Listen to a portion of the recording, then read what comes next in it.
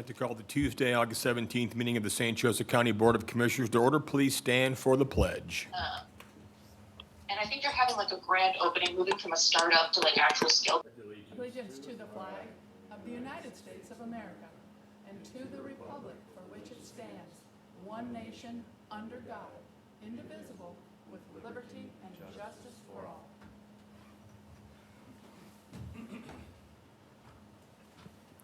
All right, moving on to opening reading of bids. It appears there are none. Move on to the Board of Commissioners. First item is the accounts payable docket. Is there a motion? A motion to approve. Second. Motion is second. All those in favor, please signify by saying aye. Aye. Aye. Opposed? Motion passes. Now we move on to some of the best things we get to do as a Board of Commissioners. And that is celebrate members of our community who are doing great things to make our community better. So it's my pleasure to announce this month's Business of the Month is South Bend Brew Works. They're South Bend's first family-owned and operated brew pub, founded on a model of community give back known as Beer for Good. In 7 years, South Bend Brew Works has donated well over $100,000 to dozens of not-for-profit agencies in South Bend and the greater northern Indiana area, Robinson Center being one of them. Beer for Good is back in 2021, and in the last 2 months alone, they've given $2,800 each of those months. Brewworks is now located at the recently renovated Hibbard Building, just a couple blocks away from their original location by the State Theater at 321 South Main Street, 105B. It's kind of in the shadow of the outfield of the Four Winds Field, so it's just a great kind of continue to uplift to that entire area. The new location features 16 taps with a host of regular and rotating small batch beers, and they are open on Wednesday and Thursday from 4 to 10, Friday and Saturday from noon to 11, and Sunday from noon to 8. I think the South Bend Brew Works is the kind of company who just embodies what we like to represent here in St. Joe County. They've got a focus on not just treating their customers well and providing a great product and great service, but they also do everything they can to help lift up our community. So congratulations. Anything you'd like to say, Steve? I just want to thank all of you for the recognition. The last year and a half is everybody's dealt with a lot of curveballs, and we've had our share as well. So it's nice to be able to get back and doing what we do best, and we appreciate and are humbled by the recognition. So thank you very much. I think the worst thing was when I went in and saw Steve on Friday, I walked in there and didn't have a beer, so I felt kind of uncomfortable with the whole process. Let's give South Bend Brew Works a round of applause. Steve, you want to come up and we can take a picture?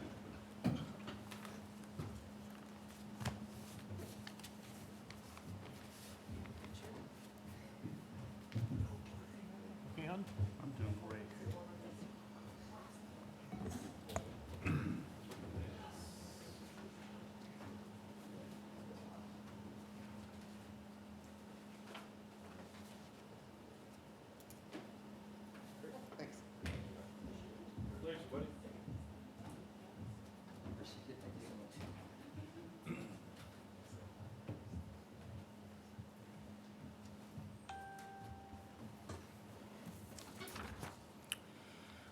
All right, now we'll move on to Citizen of the Month. Commissioner Dieter. Thank you. Would you like to step to the podium, young man? In fact, you all can go up there too. All right, the He's Citizen fine. of the Good. Month for July is Alex England, who will turn 30 next month. He went straight from graduating high school at John Glenn to serving in the United States Marine Corps for 4 years. Alex returned home to North Liberty and went to work for Unique Tooling. He had developed a passion for weightlifting early on in his life and continued to lift at his father's gym after his return from the military. Alex had noticed there wasn't much to offer in North Liberty area for gym training and sat down with his father in early 2019 to talk about opening a 24/7 gym in North Liberty. After many months of labor in finding the correct machinery to build his idea of powerlifting gym, he still has the feel that everyone is welcome. On April 1st of 2019, Iron, Muscle, and Fitness opened its doors to the public. Alex researched for months the machinery and the flow of his gym to have. Iron Fitness and Muscle offers over $50,000 worth of solid equipment to accommodate the heavy lifter and just enough cardio equipment to welcome all gym members. His gym has had great success in the area, and he's created an atmosphere for young adults to come and lift with friends, and it has been many times to feel like the gym a second home to many. This endeavor was worth the risk, since this is the first type of gym in North Liberty and a real gym, as I can attest to, in the entire community, open 24/7. So it's a fantastic venture that he has gotten. I had the opportunity, when my gym closed during the flu, to go out there. Other than the 25 minutes out and 25 minutes back, it's awesome. It's 24 hours, a ton of phenomenal equipment, which Jamie would love out there. A lot of strong young men, but the kids that were going to New Prairie and Glen, the young athletes participating in sports, having the opportunity to do that, which is phenomenal. The expertise you all bring in with powerlifting, which is, back in my day, all of your kids and young dudes are way past what I was doing, which is awesome. So again, it's a fantastic thing. The tutoring, the mentoring that you give to everybody there, the room in the back for powerlifting is off the charts. It's very cool. So again, congratulations on a great job by both of you guys, especially you, for going out there and teaching kids how to lift the proper way, what to do, and all the totals that go up. So if I get Jamie to get out there to get his name on the board for 220 weight class? Okay, so that'll be good. So appreciate everything you guys have done. It's fantastic, and thanks for all the good work.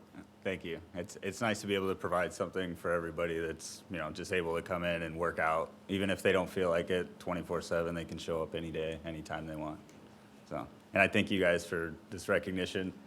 As you can tell, I'm kind of nervous. It's weird for me to be recognized for something, but I thank you guys a lot. It's really awesome.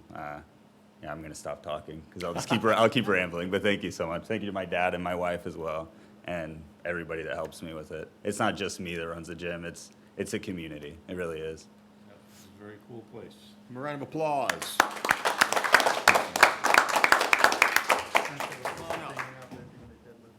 Oh, yeah. Look at you, right? 2 in the morning, go out there. 2 in the afternoon.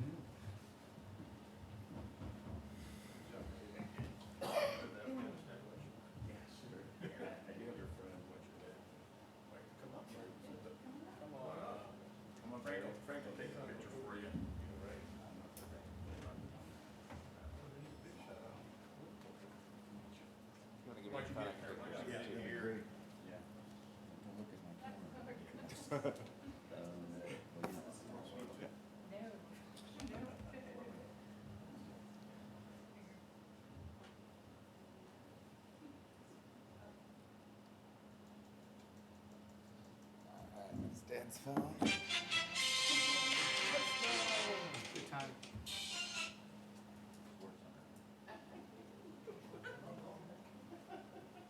All right.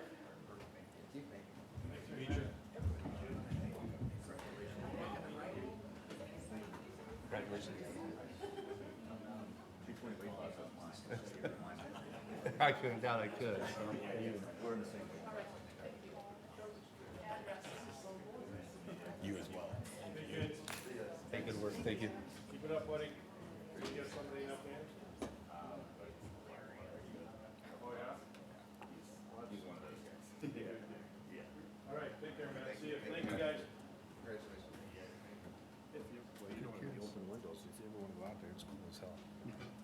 And then lastly, the Youth of the Month. This was presented to the Chet Wagner 8 to 10 girls softball all-star team who won the state championship at the county council meeting last week. So I think all but one of the girls showed up with their parents. It was great. They won state championship this year, and look for even greater things from the Chet Wagner team as years pass.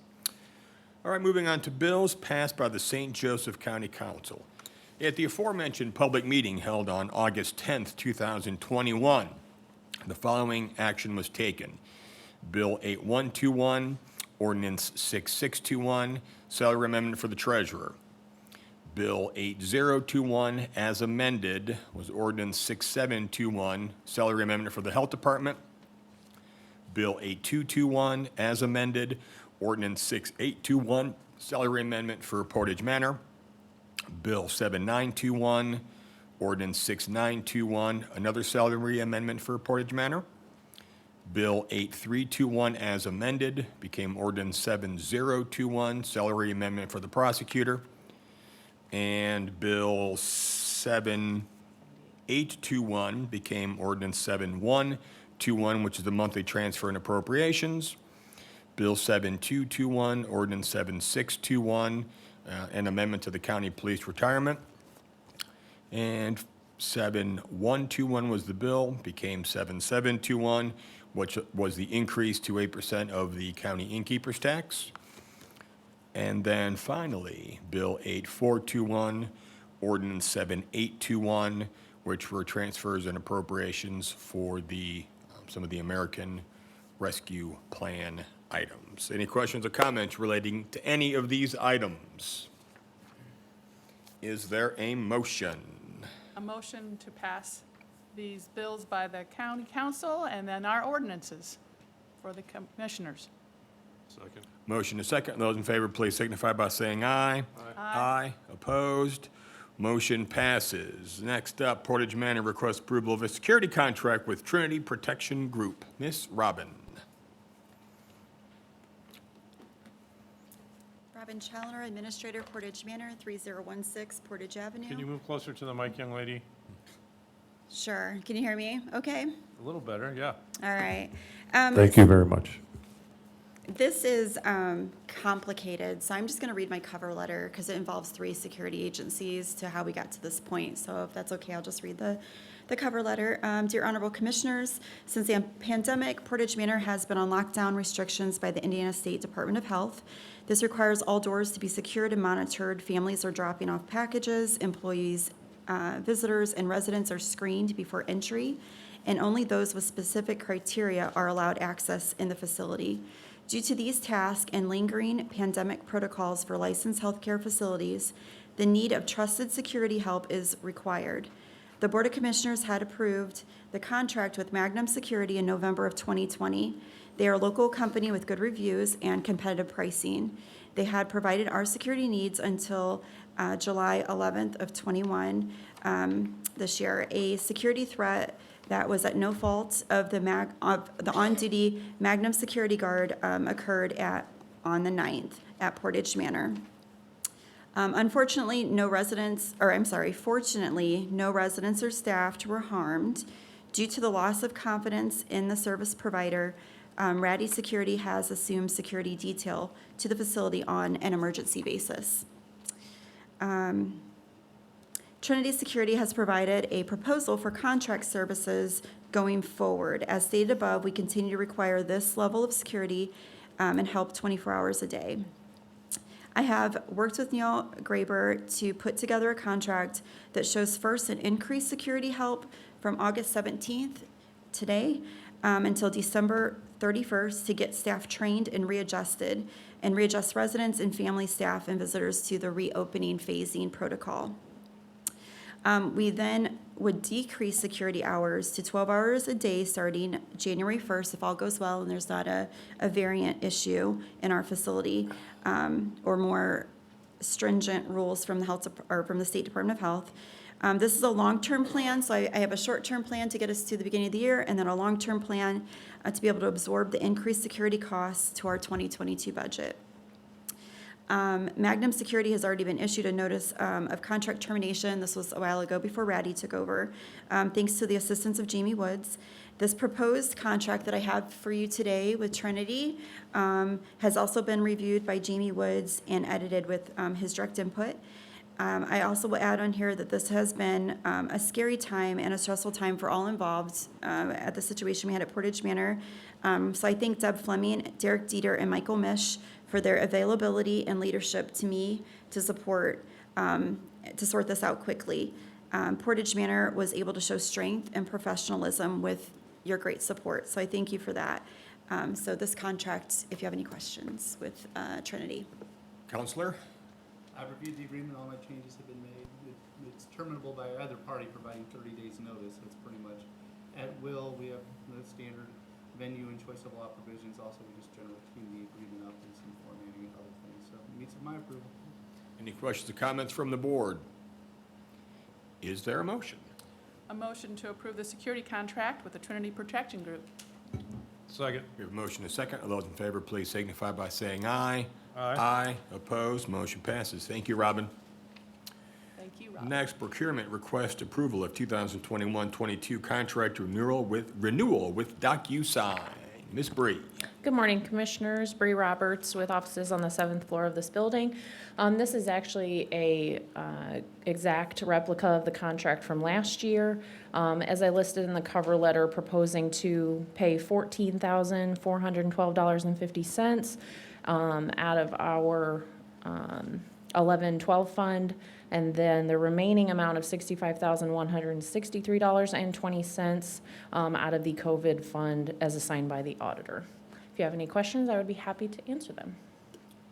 I will just add that this has been a huge service as we move through COVID and other things, just with folks, different varying degrees of being able to be in one place.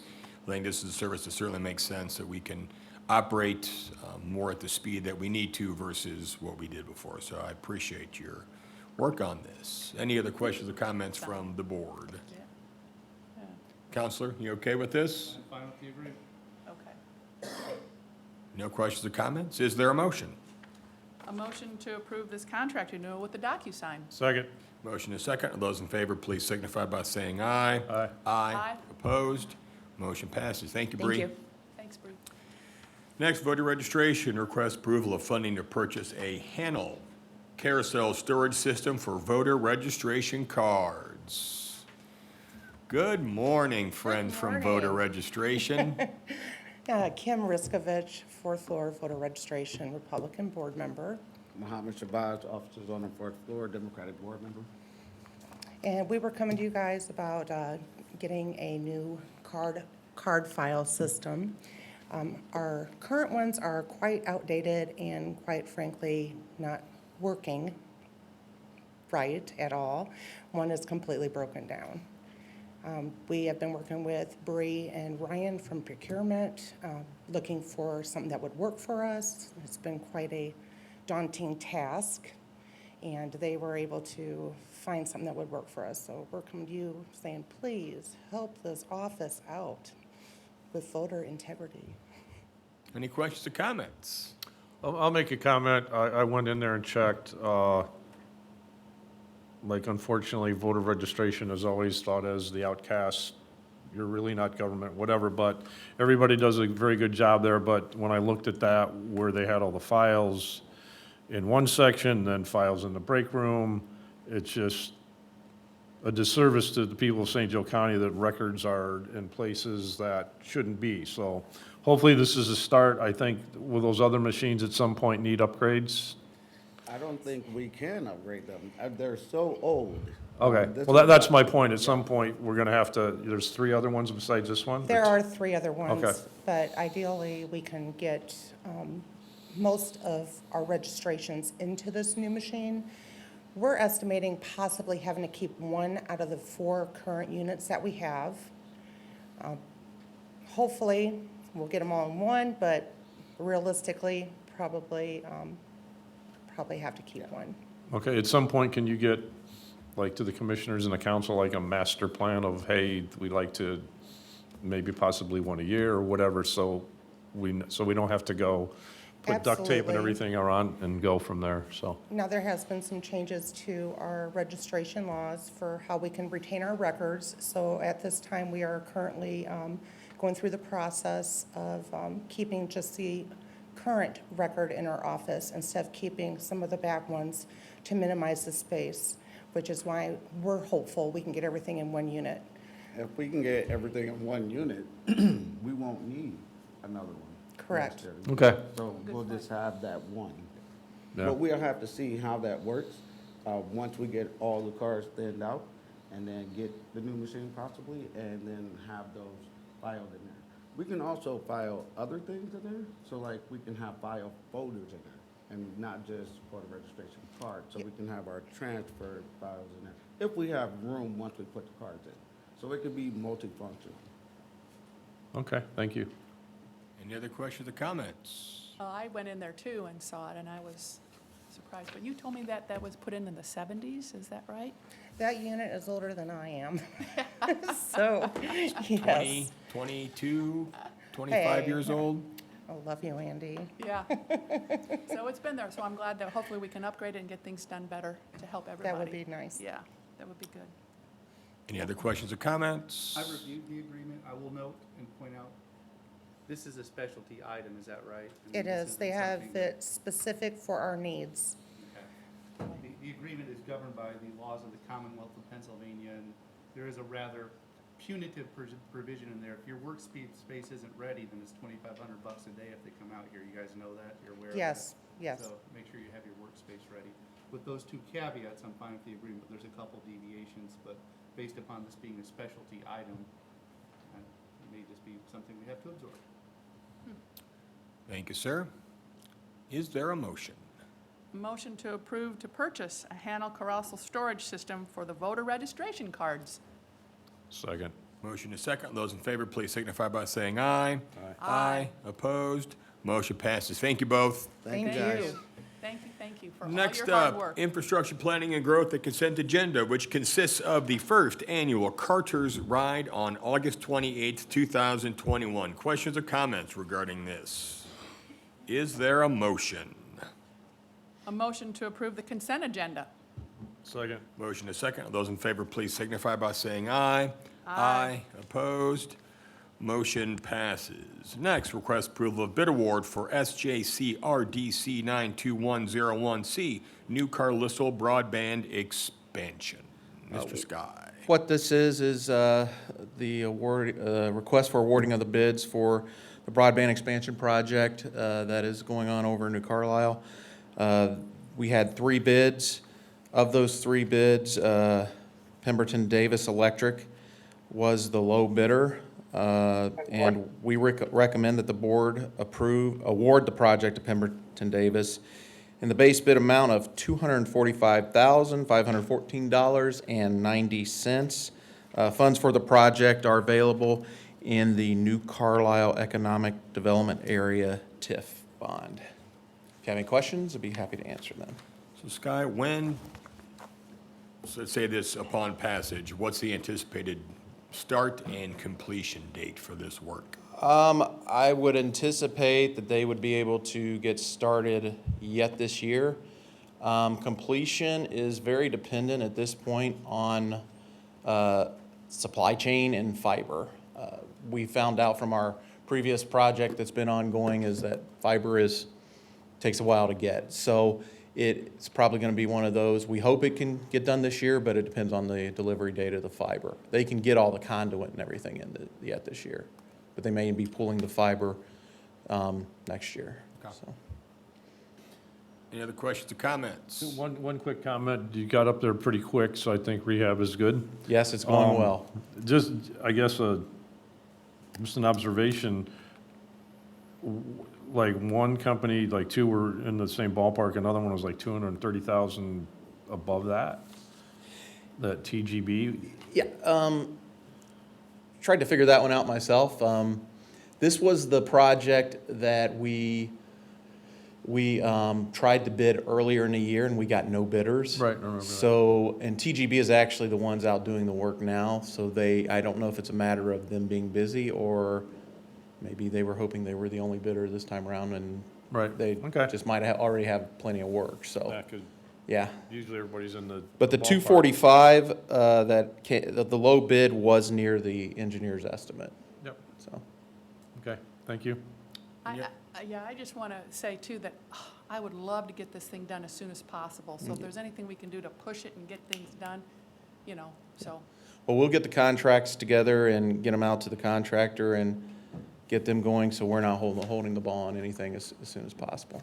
Yeah, because I like to get things done Yeah. sooner, yeah. So Yep. more good stuff out of New Carlisle and Olive Township. Well, I think this speaks again to the county's commitment to helping Yes. entities out, in the county. So New Carlisle, another example of trying to provide resources to underserved areas. So even though some of the press and other folks may not give us the credit that we deserve, I will claim the credit.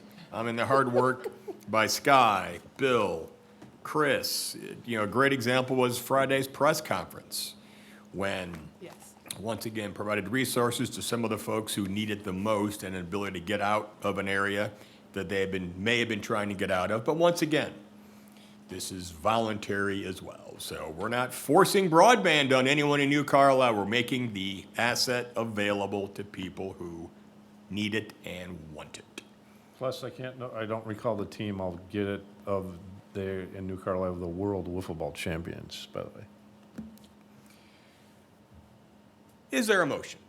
Yes, there's a motion to approve this bid award for the New Carlisle broadband expansion to the Pemberton Davis Electric Incorporated.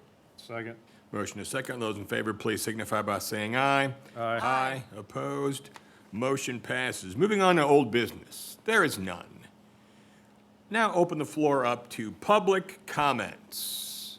Are there any public comments? Hearing and seeing none, a motion to recess is in order. So moved. Second. Motion is second. All those in favor, please signify by saying aye. Aye. Aye. Opposed? Tough luck. We are recessed.